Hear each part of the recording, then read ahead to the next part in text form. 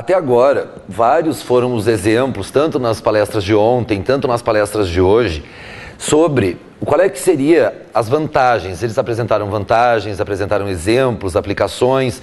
A professora Solange falou de mais alguns também. Mas, na época que eu fazia mestrado, com a orientação da professora Solange, havia uma frase que era muito popular, dita na sala dela, entre outras, né? Uma delas era que aumentava a área superficial. Aumenta a área superficial. O que é isso? Eu dizia, tá, aumenta a área superficial. Achava tudo bem bonito. Mas qual é que é a vantagem exatamente disso? Olha só, se nós pegarmos esta figura, por exemplo, aqui nós temos um objeto grande, um objeto macroscópico, e se nós fizermos o cálculo da área dele por fora, olha só, a área de contato desse objeto, nós teríamos um valor. E, por consequência, esse objeto tem também um determinado volume. Isso aqui não é novidade para ninguém. As gravações em chips, na época, em qualquer dispositivo, era feita na parte externa. A gravação de uma informação era feita na parte externa. Tá, o que aconteceu então? No momento que nós quebramos esse objeto, e nessa animação vocês podem perceber isso, nós temos aqui, ó, o volume, a quantidade de substância que nós estamos usando. Se fosse, por exemplo, um chip de um celular, se fosse a memória de um computador, o volume é exatamente o mesmo. Mas a quantidade de informações que nós conseguiríamos armazenar em cada uma das faces seria muito maior. Trocando por um exemplo bem simples para que vocês consigam visualizar exatamente do que eu estou falando. Só vocês pensarem no modelo de celular que vocês tiveram, o primeiro modelo e o atual. O modelo atual é até menor do que aquele, mas a quantidade de informações que são armazenadas nele hoje em dia é muito maior. Mas por quê? Porque a gente consegue esse efeito de aumentar a área superficial, mantendo o volume constante. Claro que, nessa primeira separação aqui, esse aumento não é tão significativo. Mas se nós continuarmos fazendo essa separação aqui, ó, por exemplo, numa segunda possibilidade, olhem só, aqui nós já estamos trabalhando com uma quantidade igual de substância, o volume da substância é exatamente o mesmo, mas a área superficial é muito maior. Esse exemplo que eu estou dando para vocês do celular é um. A farmácia usa consideravelmente esse recurso aqui, nas entregas de medicações. Quando vocês tomam um remédio, esse remédio geralmente é transportado por algum outro componente que vai junto. A medicação vai colada na superfície desse material aqui. Então vocês imaginem, no momento que vocês estão tomando um remédio, esse remédio só consegue transportar, só é transportado nas faces, olhem aqui, ó. Se nós colocássemos medicação somente nessas faces externas aqui, a quantidade de comprimidos que nós deveríamos tomar seria muito maior. No momento que a gente consegue levar com partículas muito menores como essa, a quantidade de medicação transportada é muito maior. Qual é o benefício disso? Tu precisa tomar por um intervalo menor de tempo, o teu organismo fica exposto por um intervalo menor, os efeitos são mais rápidos. Então, se a gente continuar quebrando esses nossos transportadores aqui, a gente usou dois exemplos. O exemplo do celular, para aumentar a memória no mesmo volume, e o segundo exemplo com o transporte do remédio colado contra esses transportadores aqui. E se a gente for continuar quebrando, usando partículas cada vez menores, a gente consegue aumentar essa quantidade muito. Conseguimos aumentar consideravelmente essa quantidade transportada. Então, por exemplo aqui, ó, desse exemplo de como poderíamos adicionar a maior quantidade de moléculas no material, como, por exemplo, em partículas de ouro. Nós vamos utilizar aquele cubo inicial, então, supondo que aquele cubo fosse de ouro, e nós colocaríamos partículas coladas contra aquele cubinho de ouro, e à medida que, olhem só, se nós começamos, por exemplo, aqui, ó, com um cubo com uma aresta de 1 centímetro, por exemplo, a quantidade de partículas transportadas seria de 864. Então nós temos um cubinho, transportam 864 partículas de medicação. Se nós formos quebrando, como eu mostrei para vocês ali, a gente for dividindo e tornando as partículas cada vez menores, nós vamos chegar num ponto aqui embaixo, ó, se nós dividirmos aquele nosso cubo 12 vezes, ó, aresta dividida por 12, nós vamos chegar num ponto a transportar 10.368 partículas com a mesma quantidade inicial. Ou seja, nós usamos a mesma quantia de ouro, supondo que aquele cubinho fosse de ouro, nós usamos a mesma matéria-prima e a quantidade de remédio transportada foi mais de 10 vezes maior. O que impacta isso para ti, consumidor final? Para ti, consumidor final, o preço da medicação é menor. Trocando num português muito objetivo, tu vai pagar menos pelo remédio. Então, de um ponto de vista muito prático, neste aspecto aqui, a gente tem um exemplo desse transporte mais eficiente. Não quer dizer com isso que todos os componentes que trabalham com partículas deste tamanho sejam mais baratos. Esse exemplo que eu dei para vocês aqui é um exemplo ilustrativo para que vocês possam contar hoje de tardezinha, quando chegarem em casa, né, quando estiverem tomando chimarrão no calçadão, dá um exemplo aí de vantagem da nanociência. Então, aqui a gente tem uma dessas possibilidades. Pois bem, além disso, então, para que a gente possa visualizar isso, essa velocidade, essa maior eficiência quando a gente aumenta a área superficial, a gente fez um videozinho aqui que mostra a seguinte reação: quando a gente tem uma partícula maior, uma partícula macroscópica, no caso aqui nós usamos as pastilhas efervescentes, e quando a gente coloca essa mesma pastilha esfarelada numa segunda possibilidade. Então vamos ver o videozinho. Olha só, aqui à esquerda, esfarelada, e à direita, a pastilha inteira.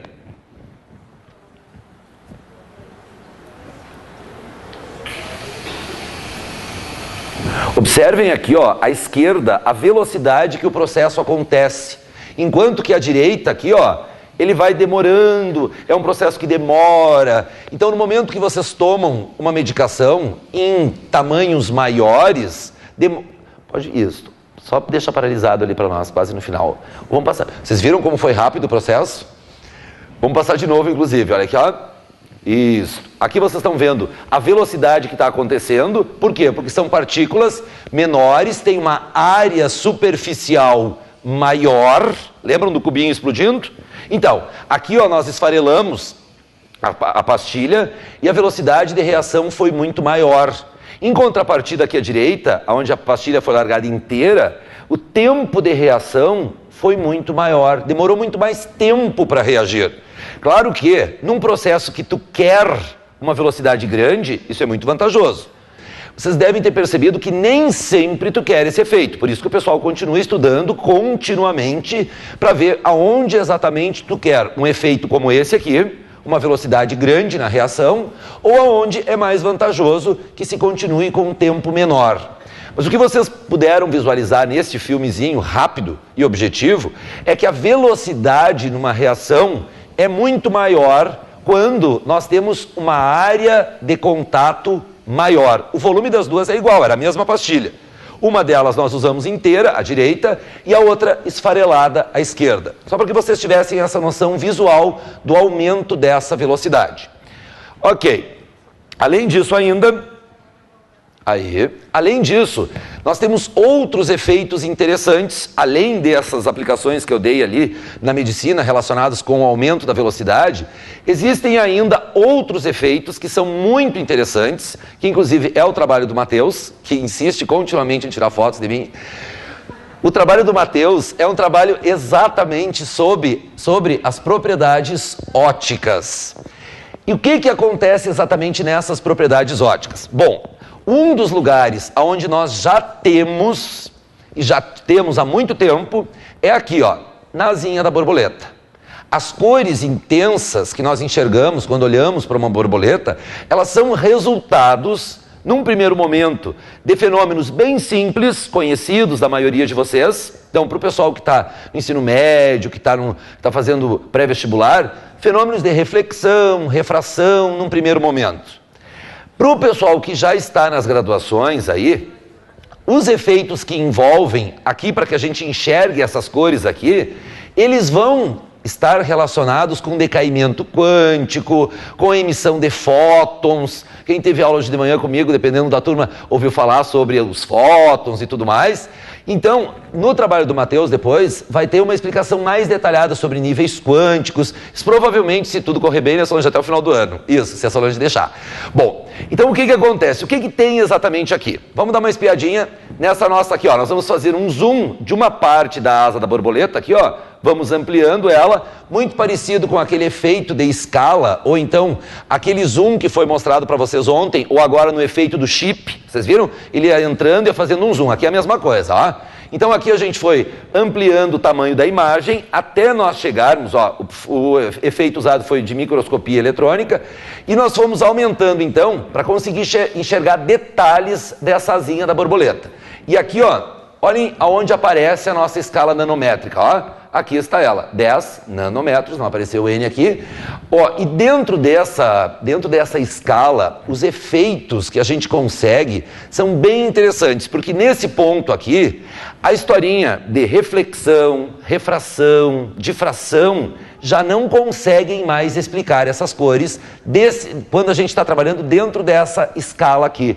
Que foi exatamente o comentário da Solange inicial. Vocês lembram ali, ó? Tinha a historinha da mecânica clássica, leis de Newton, reflexão. Depois abaixo, o que era mesmo? Mecânica quântica. É aqui que nós estamos, ó. Para nós conseguirmos entender e explicar exatamente por que essas cores são tão vívidas, quando nós incidimos uma luz em cima, entre outras coisas, além de reflexão, refração e difração, tem então esses fenômenos mais relacionados com a quântica. Então, ó, uma motivação para vocês estudarem física quântica é entender a asa das borboletas. Bom, e essa relação então que a gente tem aqui, ó, para poder enxergar essas cores, ela está na verdade aqui embaixo, ó. Nós aumentamos e aumentamos mais ainda para poder enxergar então o tamanho exato que nós estamos enxergando. Na verdade aqui não estamos enxergando, isso aqui é uma imagem com microscópio eletrônico ou microscópio óptico, e aqui, ó, a gente consegue então enxergar essas dimensões. Olha o tamanho aqui, ó, 100 nanômetros. Então quer dizer, nós estamos numa escala muito pequena, onde os efeitos então são explicados por decaimento de elétrons, energia e tudo mais. Bom, esse mesmo efeito aqui é um efeito que sempre existiu, as borboletas sempre estiveram por aí, faz muito tempo já. O que acontece agora é que, uma vez compreendido esse fenômeno aqui, você consegue sintetizá-lo, e uma vez sintetizado, nós chegamos aqui, ó. Nós chegamos neste ponto aqui, aonde alguns cosméticos que estão sendo vendidos por aí, eles conseguem efeitos, aonde, por exemplo, nesse caso aqui, ó, esse lápis que está sendo usado, ele reflete a luz, dando a impressão que a pessoa tem lábios maiores, bochechas maiores. Então, na verdade, o que ela está fazendo é propriedades através das propriedades ópticas, as mesmas propriedades que tinha lá naquela borboleta de trás, foram sintetizadas e são usadas aqui, ó, para aumentar o contorno e tudo mais. Como é que funciona? O mesmo efeito que a gente tem aqui, ó, no lápis que essa pessoa está usando, é o mesmo da borboleta e, na verdade, ele simplesmente é isso aqui, ó. Incide a luz branca em cima, a luz branca aqui, ó, que é a junção de todas as cores, desde o vermelho, alaranjado, amarelo, verde, azul, anil e violeta. No momento que ele incide, lembram disso aqui? De onde é que saiu isso aqui mesmo? Isso aqui é lá da borboleta, ó, tá aqui. Quando incide essa luz, apenas algumas cores são refletidas, outras são absorvidas. Então aquele azul da borboleta, que eu mostrei lá para vocês, da asa da borboleta, está aqui, ó. A cor que vem, que vai ser emitida, aqui eu estou falando numa linguagem mais simples, depois vocês vão ver, quando acessarem o material do Matheus, que tem um mundo quântico por trás disso, mas o que vocês precisam observar aqui é o seguinte: incide a luz, uma parte dessa luz é absorvida, e outra parte é refletida. No caso aqui, a parte refletida, no caso da asa da borboleta, foi em azul. E o mesmo efeito, então, se conseguiu sintetizar e usar com os cosméticos, com as maquiagens e tudo mais. Não adianta, gurias, eu sei que vocês devem estar pensando nesse momento que vão pegar uma borboleta e vão esfregar nos lábios, para aumentar o tamanho. Não adianta, gurias, é um processo sintético, tá? Então, deixem as borboletinhas lá e esperem para comprar o material pronto já lá. Ok. Além disso ainda, esses efeitos ópticos, um outro lugar que esses efeitos ópticos também aparecem, e já faz um bom tempo, é aqui, ó, nas catedrais medievais, onde nós tínhamos, onde tem até hoje, os vidros coloridos. O pessoal conseguia aquele efeito de vidro colorido fazendo o quê? Misturando partículas com tamanhos diferentes. Aqui em cima a gente tem uma tabelinha, ó, que dependendo do tamanho da partícula de ouro, aquele ouro que nos parece ser sempre dourado, no momento que nós formos quebrando aquele ouro em tamanhos menores e também, em algumas vezes, em formatos diferentes, a gente consegue uma quantidade de cores bem razoável. Então, uma vez misturado, eles estão lá moendo, eles moíam, ficavam moendo aquele ouro. Quando atingiam a cor que eles queriam, eles misturavam então com o vidro para deixar o teto, principalmente o teto e as partes laterais, com essas cores variadas. Então, na verdade, esse efeito óptico da cor, ele é um efeito que já é bem conhecido, porém, hoje em dia se tem controle sobre ele. Quando se quer chegar numa cor específica, se sabe como fazer.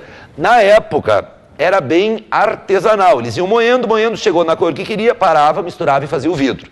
Então, esse outro efeito óptico aqui, ó, relacionado também com o tamanho das partículas, o primeiro lá, da asinha da borboleta, era a história da reflexão, o que absorvia e o que emitia. Esse aqui também tem a ver com reflexão, com refração, com interferência, mas aqui o que nós estamos falando mais é em relação ao tamanho da partícula que é misturada junto com o vidro. Então, esse efeito óptico aqui, ó, da mudança de cor, que ontem eu acho que vocês falaram rapidamente sobre essa possibilidade de mudar de cor dependendo do tamanho. Então aqui a gente consegue observar que desde partículas, ó, bem pequenininhas até um pouquinho maiores, a 150 nanômetros, a gente consegue encontrar quase todas as cores, ó. Claro que aqui não é só o ouro que tem essa propriedade, existem outras substâncias que também, à medida que tu vai mudando o tamanho, também vai mudando a cor. Mas o ouro é um dos que mais se destaca pela grande variedade de cores que aparece. Bom, e quando a gente fala sobre sobre partículas de diferentes tamanhos, ontem vocês ouviram falar bastante sobre nanotubo, sobre fulereno, sobre grafeno. Então, o que acontece exatamente? Alguns deles vocês já viram, aplicações, viram aonde é que dava para colocar, como é que funcionava. Uma vez mais ou menos localizado isso, nós organizamos também um material, que é esse sobre nanomateriais. Não é só esses três que existem, são os mais populares e os que têm a maior quantidade de aplicações. Isso aqui vocês já podem acessar no site do Mais Unifra, depois o Yuri vai mostrar direitinho como é que acessa, como é que se cadastra, como é que recebe as novidades, como posta os comentários e tudo mais. Mas aqui, ó, se vocês acessarem nanomateriais de carbono, tudo vocês já vão conseguir acessar e tudo parte aqui, ó, de uma ideia muito simples, que é o lápis que vocês estão usando aí para fazer as suas anotações, mandar as perguntas. Então aqui, ó, é o mesmo carbono, só que organizado de uma maneira um pouco diferente, e a gente consegue 3 subprodutos, consegue mais, mas os 3 esses é que a gente vai mostrar para vocês agora. Então vamos ver. Ó, clicando em cima dele, a gente então consegue 3 possibilidades num primeiro momento, a partir dessa distribuição do carbono, então, ó, estruturas, como é que é a estrutura ali daquele nosso carbono, e veio para cá, ó. Esse aqui é o fulereno, então se tu clicares em cima do fulereno, vamos clicar ali, aí, ó, a partir do carbono, então, a gente consegue produzir o fulereno, aqui está ele, ó. Ontem vocês viram até a professora Renata falando das aplicações com cosméticos, desse nosso fulereno, então, que é, aqui do lado vocês vão ter explicações sobre ele, propriedades, aonde ele é aplicado, ó, transporte de medicamentos pelo corpo humano. Depois a gente tem mais um aplicativo sobre esse transporte de medicamentos, porque o pessoal está muito preocupado querendo saber como é que faz esse transporte, Solange. Como é que faz, o que acontece, se todo o organismo recebe, qual é que é a vantagem disso? Chegou mais umas 2 ou 3 perguntas antes sobre isso. Então aqui, ó, depois ainda tem outros tipos de fulereno, ó, esse aqui é o mais popular, mas existem outros modelos também, ó. Aquele ali, o anterior, é o mais conhecido, é o mais usado, mas existem os outros modelos também.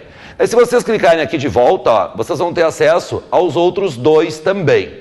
Vamos ver. Aqui a gente tem um nanotubo, ó, o nanotubo também começa com uma fina camada de carbono. Quando vocês clicarem em cima, ele vai mostrar o procedimento de construção, ó. Aqui está ele, está o nosso nanotubo de carbono, então, que tem algumas aplicações que já foram mostradas. A gente mostrou o chip antes lá, que colocava os nanotubos para aumentar a capacidade e tudo mais. Aqui também existem outros tipos, vamos ver os outros tipos aqui, ó. Aqui é a organização diferenciada desses mesmos nanotubos e dependendo para que tu quer utilizar ele, tu usa um ou usa o outro. Vamos ver o terceiro então, que é o grafeno, aqui. Agora tranca tudo, hein, Yuri? Ó, a nanofita, então, que seria no caso o grafeno, tá ele colocado aqui.